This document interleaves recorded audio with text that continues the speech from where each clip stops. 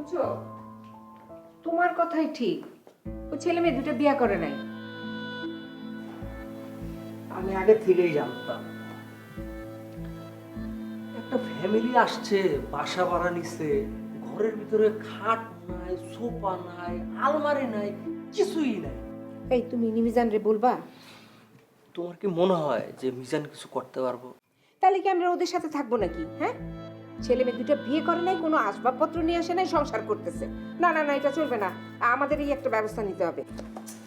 মা আমি না ঠিক বুঝি না কার লাইফে কি চলতেছে, কে কি করলো, কোথায় কি থাকলো, এগুলো নিয়ে তোমাদের এত মাথা ব্যথা কেন? হ্যাঁ, ওদের লাইফ ছেড়ে দাও না। মাগো, আমরা এখানে থাকি, এই বাসায় কে আসলো, কই থেকে আসলো, কিভাবে আসলো, এগুলো আমাকে জানতে হয়। শোনো, দিনকাল ভালো না, তাই কাউকে বিশ্বাস করা ঠিক হবে না। তাই বলে একটা মানুষের পার্সোনাল লাইফে ইন্টারফেয়ার করবা? হ্যাঁ, এটা ভালো দেখায়? শোনো মা, এগুলো নিয়ে তোমার মাথা কাটানোর দরকার নাই।